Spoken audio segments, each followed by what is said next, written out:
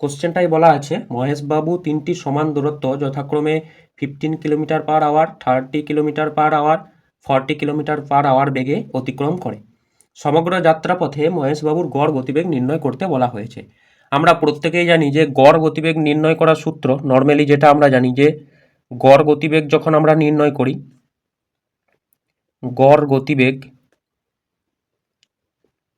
সূত্র হচ্ছে total distance, এখানে আমি লিখছি total distance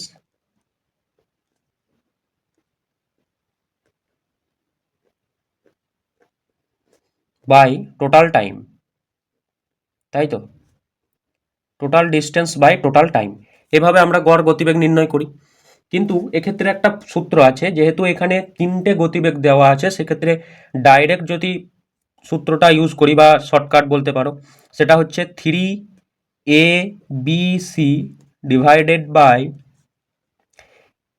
AB plus BC plus CA। এটাই মানগুলো যদি পুট করা হয় তাহলে খুব সহজেই অ্যান্সারটা বেরিয়ে আসবে। তাহলে এখানে এ বলতে প্রথম যে গতিবেগ সেটা, বি বলতে দ্বিতীয় যে গতিবেগ সেটা, আর সি বলতে তৃতীয় যে গতিবেগ অর্থাৎ 40 সেটা। তাহলে 3 ইন্টু এ এর মান হয়ে যাচ্ছে 15, বি এর মান হয়ে যাচ্ছে 30, আর সি এর মান হচ্ছে 40। আর এ ইন্টু বি করলে কত হচ্ছে 450, প্লাস বি ইন্টু সি করলে হচ্ছে 1200, আর প্লাস সি ইন্টু এ করলে হচ্ছে 600, তাই তো? তাহলে এবার এটাকে যদি ক্যালকুলেট করি, ওপরেরটা যেমন আছে তেমনই রইল, 3 ইন্টু 15 ইন্টু 30 ইন্টু 40, আর এটা যোগ করলে কত হচ্ছে 18, আচ্ছা 2250, তাই তো?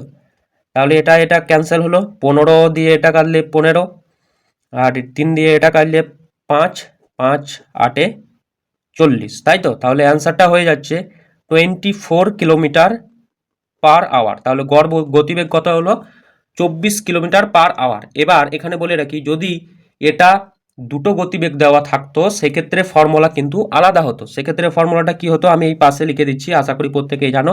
যদি দুটো গতিবেগ দেওয়া থাকতো তাহলে সেক্ষেত্রে হচ্ছে 2AB by A plus B.